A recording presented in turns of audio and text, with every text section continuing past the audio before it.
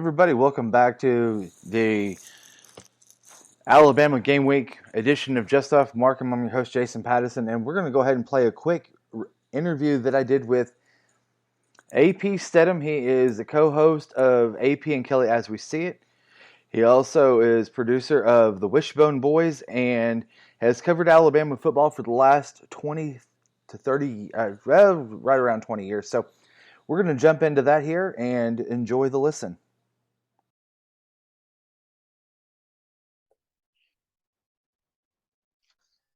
And everybody, welcome to this week's edition of Just Off Markham. I'm your host, Jason Patterson, and I've got an extremely special guest with me today. He is the co-host of AP and Kelly As We See It and the producer of the Wishbone Boys. I've got AP Steadham with me today. AP, how you doing today? Hey, Jason, how are you? Thank you so much for having me on your show. I'm doing great, man. Thank you for asking. I do want to take a quick second to kind of internalize everything that's going on in Florida right now too, with all those folks, that hardship that they're really going through, the hurricane that's coming through, and Yeah, uh, our thoughts and prayers are with them down there as they battle through the storm that's going through. yeah, difficult times in Florida. Sure, you want to make everybody sure everyone's safe and protective of their family, and don't worry about the material things. Take care of yourself. Most definitely. So a little bit about how we got connected, real quick. You and I had met at SEC Media Days back in Atlanta in July, and had a great evening with y'all, and shared stories. And I got a huge history lesson from you and Brett Norsworthy and Harold Grader. And I'm going to tell you what, it was just an incredible time with y'all. And I just want to thank you again for taking that evening just to give some younger guy a huge history lesson. Hey, it was my pleasure, Jason. I was glad to maybe give you a little bit of an insight and perspective. I think it's always good to find out where the programs have been in their Mhm. past and check the present, see if it predicts for a good future. Yeah, most definitely. I was kind of watching a little bit of the that trailer for the Wishbone Boys, and it's always kind of rolled around in my head about what it went into with Coach Bryant implementing that system back in the early 70s, Yes. understanding that that explosive offense that he was looking for, he needed to really retool it. And what were some of the things that he possibly could have gotten from, like, with Coach Broyles and Coach Royal, on how he was able to implement that into changing his offense? Right.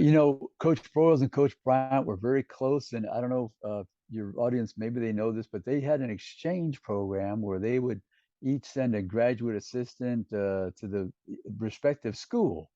So Mhm. that's, for instance, how Lewis Campbell was down this way. And Bobby Fields was a defensive back on that 69 team, I believe it was.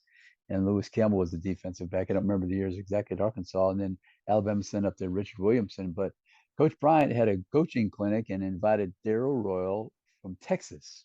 And he had just gotten through playing Oklahoma in the Astro Blue Bonnet Bowl. They tied Mhm. Oklahoma 24-24. They ran that wishbone. So on the way back, I know he was on the plane, and Kirk McNair, who was the prior SID at Alabama during that stretch, later went on to be the editor of Bama magazine, and he still writes about Alabama for the last 50 years. He's the elder statesman, but he was doodling on the pad and of course didn't know that he was looking at that wishbone. They just tied Oklahoma. But anyway, they went through the regular spring practice with the passing offense, two back set, because they just had Scott Hunter, who went on to play the Green Bay Packers, and they had a quarterback, Billy Sexton, who was a better thrower, and Terry Davis from Boogaloo, Louisiana, more of a runner. And at that time in July, they, they had the clinic at Alabama, and they went to the Holiday Inn. He got the coaches from Alabama with the Texas people. Emory Ballard was the designer of that offense on the collegiate level, at least. Yeah. And he 3 weeks before the season, and prior to that, he announced it to the coaches, "We're going to sink or swim with this offense. Anybody who wants to leave, there's the door."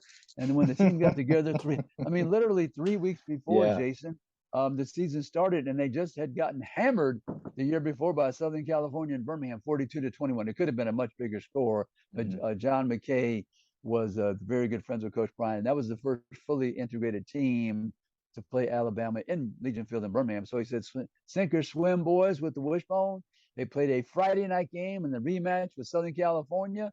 Even during the warm-ups, they ran that two-back set, and even when they had the Sky Riders tour, when everybody came around in August, Oh yeah, I the remember those. Yep. reporters were in the plane, and they would call it the Sky Riders tour. They ran that two-back set, so they fooled everyone. A couple of days or a day or two before they left for California, Coach Bryant told the managers to open up the gates and let the students come in, and they watched their team run the wishbone. And in those days, no internet, so the Nope. word did not spread. And even before the game started that Friday evening, Jason, in Los Angeles Memorial Coliseum, Coach Bryant sent the managers up to the radio booth and said, "Don't even mention it during the on the radio prior to the game." I mean, you can't even be listening to the game in That those was days. top secret. It's going back to Alabama. So Yeah.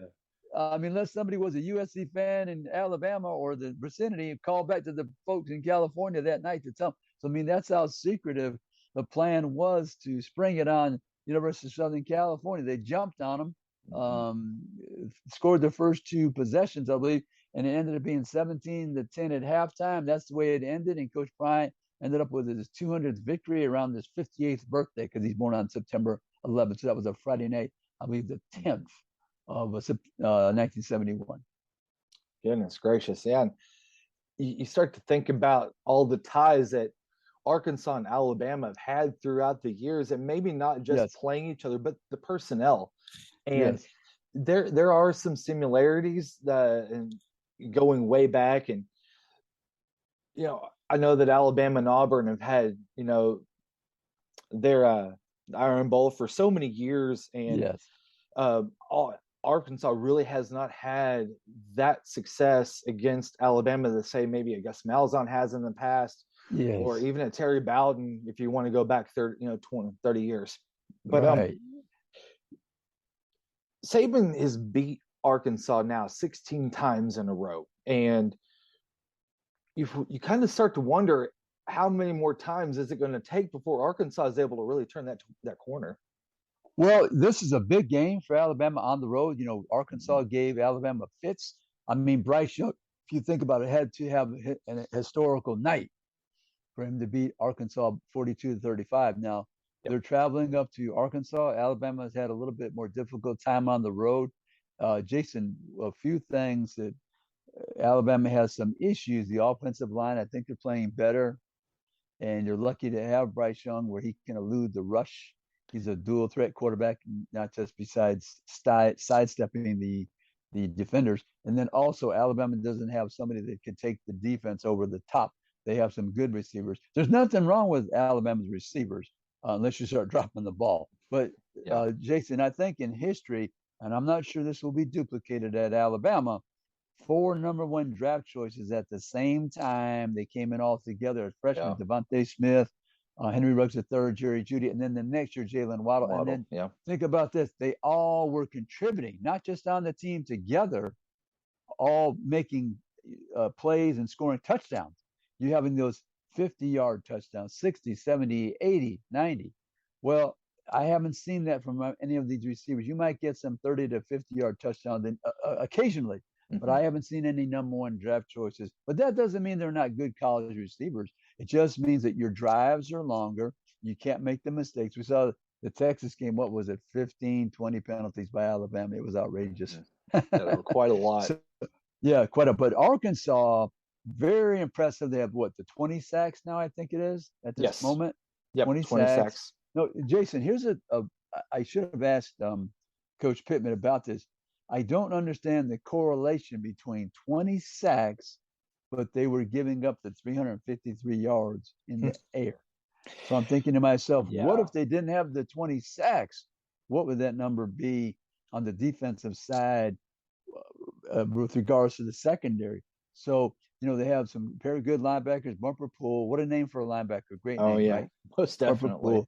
Drew Sanders, the transfer from Alabama. Obviously, they got some people on the defensive line. The secondary, they had some transfers, right? Had some transfers there. Need to get healthy as well. So Barry Odom always noted as a good defensive coordinator. So they've got to manage some of those leaks in the secondary. but they have excellent running back Sanders, right? Raheem Sanders. Yep. He's got about, doesn't he have over 400 yards? I think he does He's at got this a little point. right at 400 yards Right and at 4 400. touchdowns. And then Jefferson, he'll run over. He's a match for a Mack truck. I mean, he is Yeah, big he and is. powerful, 6'3", Yeah. 240. He throws a few lollipop passes sometime, which is fine, but he's very effective, very effective. He's had outstanding numbers thus far throwing the football. And then Jaden Hazelwood, I got to see Jaden play when he was in high school over in Atlanta. He played for Cedar Grove High School, was the top receiver in Georgia, was going to go to Georgia, went to Oklahoma.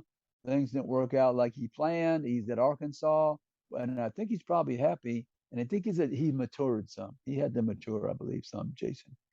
Get his mind right, more of a team player, I think. Yeah. Because sometimes when you're thumping your chest, you forget the line had to block, quarterback had to deliver the ball, backs had to protect against the blitz. It's not all me just catching the ball running down the field.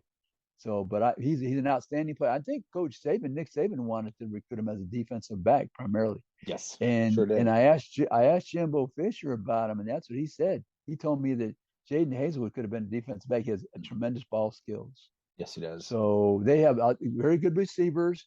Burks last year was fantastic. He was great. I noticed him right away when I watched him. I said, man, that guy's a difference maker. He's going to help their quarterback, and he certainly did. But they've got a collection now, tight ends, wide receivers, running backs, good offense. They can score points. They have to improve on the defensive side. But as I said, Alabama does not do as well on the road. So I think Arkansas, what is it, 17.5 point favorite Alabama is at this moment, something like that. It's right around that 17-point mark, and you start to think about it and how their matchup, team for Right. team on this. Arkansas's defense, like last week against A&M, only gave up 151 yards passing, but Right. and the defense kind of did a switcheroo a little bit because they gave up 225 yards rushing On the ground. and Yes. it's almost inexplicable trying to understand where the consistencies are going to start to level out with this defense, because as you Right. noted, they're averaging 113 yards rushing first 3 games of the season against some pretty decent opponents, and maybe not the Missouri State game. I think everybody kind of had their guard down against that, with that Yes. game. Yes. But the first two with South Carolina and Cincinnati, which are formidable opponents, and then you go in with the A&M game and they flip, you just kind of scratch your head and say, "Or which defense are we going to get this week?" Yeah. I mean, I don't know if they're young, Jason. I haven't studied their age group. If they need to have more experience and mature, but in this day and age, we all know that there's no defenses that I've seen that can really shut people down. But they have to make some stops. Let's say a lot of times if you have a formula to win, if I'm looking at the other team and they're very good throwing the ball, I'm going to make the halfback the star of the game. Yep. I'm going to let him get about 150, 200 yards between the 20s. And then we'll see if we can tighten up around the 20-yard line. But I'm going to make him a big star. Let them give it to him. He runs up and down, and it looks like, gosh, they're running over us. But really,